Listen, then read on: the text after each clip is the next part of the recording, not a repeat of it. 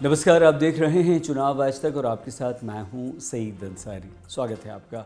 26 जनवरी आने वाली है। हर वर्ष गणतंत्र दिवस पर परेड होती है और आपने देखा कि परेड में कैसे अलग अलग राज्यों की झांकियां निकलती हैं। इसके अलावा कई केंद्रीय मंत्रालयों की झांकियां भी परेड में शामिल होती हैं। विशेष बात यह है कि हर वर्ष झांकियों को लेकर विवाद भी होता है।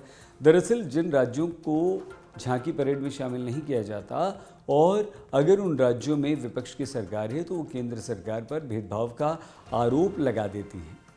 इस बार भी बंगाल और पंजाब की झांकियों को नहीं चुके जाने पर राज्यों के मुख्यमंत्रियों ने कड़ा विरोध जता दिया।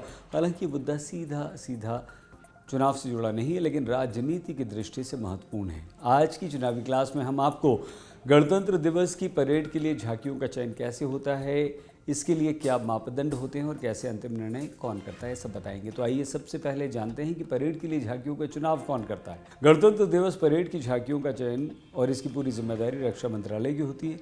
झांकियों की सुरक्षा, परेड से लेकर झांकियों आदियों तक का मैनेजमेंट भी रक्षा मंत्रालय करता है। इस दौरान राष्ट्रपति मुख्य अतिथि रहते हैं। तीनों सेनाओं के प्रमुख भी इस कार्यक्रम में शामिल होते हैं। इसके साथ ही सभी राज्यों, केंद्र शासित प्रदेशों से सुझाव मांगे जाते हैं और गणतंत्र दिवस के अवसर पर राज्य, विभाग और मंत्रालय इतिहास के रूप में अपनी उपलब्धियों का प्रतिनिधित्व करते हैं, जिन्हें संबंधित झांकी द्वारा दर्शाया जाता है। इसके लिए विशेषज्ञों की समिति होती है जो कई मापदंडों के आधार पर प्रस्तावों की जाँच करती है। झांकी प्रस्तावों का मूल्यांकन करने के लिए कला, संस्कृति, मूर्तिकला, संगीत, वास्तुकला, नृत्यकला आदि के क्षेत्र में प्रतिष्ठित लोगों की विशेषज्ञ समिति बनाई जाती है। समिति के सदस्य subject, concept, design, visual effect का आधार बनाकर प्रस्तावों का विश्लेषण करते हैं। समिति उनका मूल्यांकन करती है, अपना निर्णय लेती है। झांकियों के चयन की प्रक्रिया कई चरणों से होकर गुजरती है। पहले चरण में झांकियों के प्रस्ताव की समीक्षा की जाती है। समिति के सदस्य प्रस्तावकों के साथ बैठकर प्रस्ताव पर चर्चा करते हैं। ज़रूरी हुआ तो बदलाव की सलाह देते हैं। ऐसी मीटिंग्स कई बार होती हैं। इन मीटिंग्स में ऐसा भी होता है कि मीटिंग के बाद प्रस्ताव को रिजेक्ट या रद्द भी कर दिया जाता है।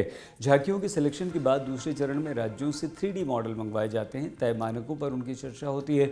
इस दौरान अगर झांकियों का कोई प्रतिनिधि मीटिंग में शामिल नहीं होता तो उनकी झांकी रद्द कर दी जाती है। चर्चा के बाद फाइनल झांकियाँ परेड ग्राउंड पर प्रदर्शित की जाती हैं।